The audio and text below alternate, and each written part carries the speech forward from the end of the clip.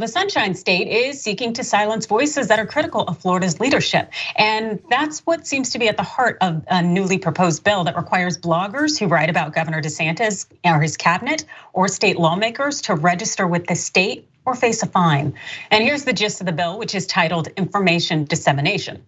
If a blogger posts to a blog about an elected state officer and receives or will receive compensation for that post, the blogger must register with the appropriate office within 5 days of the post, the legislation says. Failing to register would result in a fine of $25 a day, and the penalty would be capped at $2,500 per posting. Yeah, so the scope of this bill, it's rather expansive. And given the broad definition of blog, includes something that's very interesting, but what it doesn't include is also quite interesting. The bill defines a blog as a website or web page that hosts any blogger and is frequently updated with opinion, commentary, or business content. But it says the term does not include the website of a newspaper or similar publication. Now, given the breadth of these definitions here, blog, also compensation, it really seems evident that your Twitter, Instagram, or other social media pages could be targeted by this bill.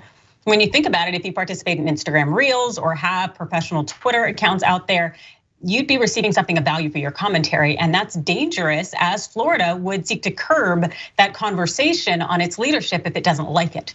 Cenk. Yeah, this comes from the people who say their number one issue is freedom. Freedom of speech, man. They won't let us say the N-word. They won't let us say how terrible the Jews are. We need freedom of speech.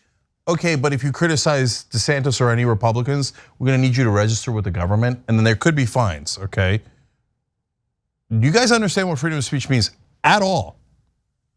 Freedom of the press, do you understand that at all? Have you ever read the First Amendment? Have you ever read the Constitution? Have you ever read anything, okay? So here's Republicans going, freedom!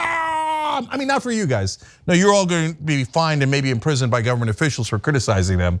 We would need you all in a registry, okay? And maybe wear some lapels or some identifying marks, okay? But again, for the conservative mind, this is not hypocritical. So my job is to educate.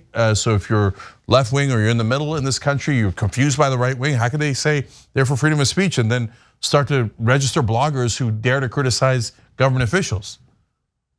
That's because they don't think it's hypocritical. They think, yeah, I want freedom for me, but not for you. Because I want power and I want to be over you. I want to lord over you. So, and here I'll give you, by the way, if you think that's hyperbole and you think, oh, this is the one case, are you crazy? There's tons of cases, including tons of cases in Florida. So there's a law saying that if you dare to criticize the Israeli government, that they will take away government contracts from you. They'll take away your living. But I thought you guys were for freedom of speech. Nope. Not if it's the Israeli government. Okay, and now not if it's the government of Florida, not the government of Israel, but you have to be right wing, okay? That's when we take your freedom. Okay, you think that's bad. When we had the protesters, the Canadian protesters, remember them? The truckers? They're like, yes, yo, it's freedom, baby. They can block the roads for weeks and weeks and weeks. That's called freedom, right? Did you know that there's laws that were passed in a lot of different states, including in Florida, that if you run over a protester, now it's got to be a left-wing protester, that's okay. You could murder them. Well, why? Because they were blocking the road. So when a right-winger blocks the road for weeks, that's awesome and it's called freedom. If a left-winger protesting, for example, an oil company blocks the road, or police blocks the road for a minute, run them over and kill them. It's okay, you're gonna be free to go. Freedom for me, death for you. Freedom for me, prison for you. That's how the right-wing mind thinks. Yeah, and like one of the things that's important to understand about these fascists, because like let's be clear, at this point, calling the Republican Party anything other than like a Nazi party, I think is just being fundamentally dishonest if you actually look at their behavior. But one of the things we need to understand is their dependence on hall monitors, right? Like fascists, you can never have enough police to truly implement the policies of fascism. There's quite literally never enough police. And so they will always depend on hall monitors, right? And so bills like this are really about empowering these like brown shirt hall monitor types to try and go and say, hey, look at this blog over here. Look at this Twitter account over here. Look at the things that they're posting. You should go find this person and you should arrest them, right? And it's with all these things. It's with like the drag bill in Tennessee, for example. It's not even about drag shows as much as it is about empowering random people to just call the police on trans people just existing, right? Because male-female impersonator is incredibly vague. Period interest is very vague.